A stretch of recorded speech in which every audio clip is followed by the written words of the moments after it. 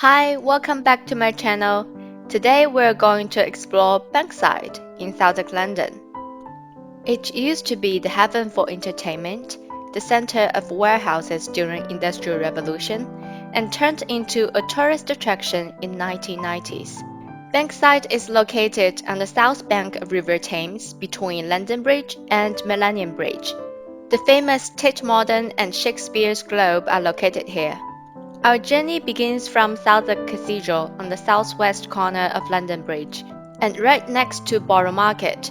Some parts of the church date back to the 12th century, and the medieval features remain. It was restored in year 2000 in a multi-million-pound program. The west side of Southwark Cathedral is the narrow, dark, and cobbled Clink Street, best known as the historic location of the notorious Clink Prison. The movie Bridget Jones's Diary used Clink Street as the exterior of Daniel Cleaver's flat. In the 12th century, the brother to the king, who was also Bishop of Winchester, built the Winchester Palace here and contained two prisons. He was a very powerful figure, being the number two to the throne and manager of the king's estates. Today, the original stone wall remains from the Winchester Palace. The prisons were later known as Clink Prison, which gave rise to the English slang phrase "in the clink," meaning in prison. The Clink Prison housed many historically significant criminals, such as John Rogers, the man who translated the Bible from Latin to English during the reign of Catholic Queen Bloody Mary, and Puritans who became the first pilgrims settled in Plymouth, Massachusetts. The prison was burned down in riots during 1780, but you can take a tour at the Clink Prison Museum built on the original site. Bankside was free from the jurisdiction of the City of London, so-called Liberty of the Clink. Therefore, it once offered an escape from the city and provided many forms of entertainment that were banned across the river in the City of London, including brothels and theatres. At the end of the Clink Street is a historic pub, the Anchor. Throughout history, the Anchor has been used as a tavern, a brothel, a brewery, and has hosted many patrons. Right by the Anchor is Southwark Bridge, which was built exactly 100 years ago. The combination of green and yellow color creates an interesting harmony and makes it appear in many movies, including Harry Potter and the Order of Phoenix. Keep walking to the west side of Southwark Bridge, we'll reach the famous Shakespeare's Globe. Being the playhouse for William Shakespeare's play, the Globe was built in 1599 and demolished in 1644. The Globe we see today is a reconstruction in 1997. It was carefully researched so that the new building would be as close to the original as possible. The building itself is constructed entirely of English oak. Like the original Globe, there is no enclosed roof. Plays were only performed during the day to utilize the daylight until 2016, when the temporary lighting was installed.